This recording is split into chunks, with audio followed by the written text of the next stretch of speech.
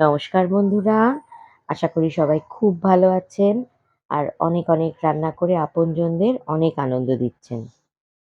একটা frying pan নিয়েছি, তাতে নিয়েছি ২ চামচ পোস্ত।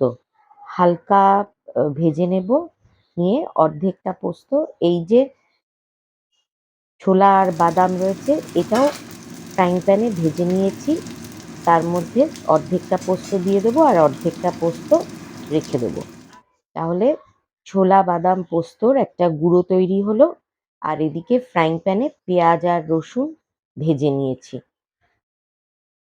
পেঁয়াজ আর রসুন ব্লেন্ডারে নিয়ে নিয়েছি। এবার ওই ফ্রাইং প্যানেই সামান্য তেলেই অল্প কয়েকটা চিংড়ি মাছ, ১০-১২টা চিংড়ি মাছ একটু ভেজে নিচ্ছি। একটু হালকা ভাজতে হবে, বেশি কড়া ভাজা যাবে না, তাহলে চিংড়ি শক্ত হয়ে যাবে, স্বাদ খুব খারাপ হয়ে যাবে। তাই জন্যে হালকা একটু নেড়েচেড়ে চিংড়িগুলো উল্টে পাল্টে নিয়ে দিয়ে দিলাম ব্লেন্ডারে পেঁয়াজ রসুনের সাথে। এবার ফ্রাইং প্যানে শুকনোটায় কোনো তেল দেইনি, তেল ছাড়া কিছু শুকনো লঙ্কা আর কাঁচা লঙ্কা একটু ভেজে নিলাম। এই ভাজা শুকনো লঙ্কা কাঁচা লঙ্কাও দিয়ে দিলাম ব্লেন্ডারে একসাথে বাটার জন্য। এটা শিল পাটাতেও বাটলে হয়, আমার সেই ব্যবস্থা নেই, তাই জন্যে ব্লেন্ডারেই বেটে নেওয়ার ব্যবস্থা। এর মধ্যে দিয়ে দিলাম স্বাদ মতো লবণ।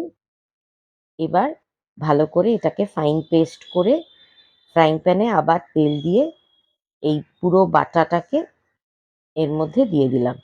একটু হালকা ভাজা ভাজা হবে, বারে বারে একটু নেড়েচেড়ে নিতে হবে, তা নাহলে একটু বাটাটাতে পোড়া পোড়া পোড়া লেগে যাবার একটা চান্স থাকে। যাই হোক, ওই বাদাম, ছোলা, পোস্ত একসঙ্গে যে গুঁড়ো করেছিলাম সেটা এর মধ্যে দিয়ে দিলাম, ২ টেবিল চামচ দিলাম। দিয়ে আবারও ভালো করে নাড়াচাড়া করে তার মধ্যে দিয়ে দিলাম ধনেপাতা কুচি। এবার ওপর থেকে একটু কাঁচা সর্ষের তেল দিয়ে দেবো। খেতে হয় অপূর্ব, গরম ভাতে খুবই ভালো লাগে খেতে। সর্ষে তেলটা একটু ওপর থেকে দেওয়ার পরে এর মধ্যে ওই যে অর্ধেক পোস্ত গুঁড়ো রেখে দিয়েছিলাম, অর্ধেকটা গুঁড়ো করে নিয়েছিলাম ছোলা বাদামের সাথে, বাকি অর্ধেকটা যেটা এমনি রেখে দিয়েছিলাম এটাও এর সাথে মিশিয়ে দিলাম। এবার দিয়ে দিচ্ছি সামান্য কাঁচা সর্ষের তেল। তেলটা নিজের স্বাদ অনুযায়ী, কেউ যদি বেশি তেল তেলে পছন্দ করেন একটু বেশি দেবেন। আমি ১ চামচ তেল দিয়েছি। দিয়ে নাড়াচাড়া করে ভালো করে মাখিয়ে পুরোটার সাথে এটা নামিয়ে নিলাম। এই হলো আজকে চিংড়ি বাটা। এটা কিন্তু ভর্তা নয়, এটা বাটা। ভর্তা সাধারণত হাতে মাখা হয়, তাই এটা একদমই ভর্তা নয়, এটা বাটা। তবে খেয়ে দেখবেন অপূর্ব স্বাদ। ১ থালা ভাত এই দিয়ে খাওয়া হয়ে যায়।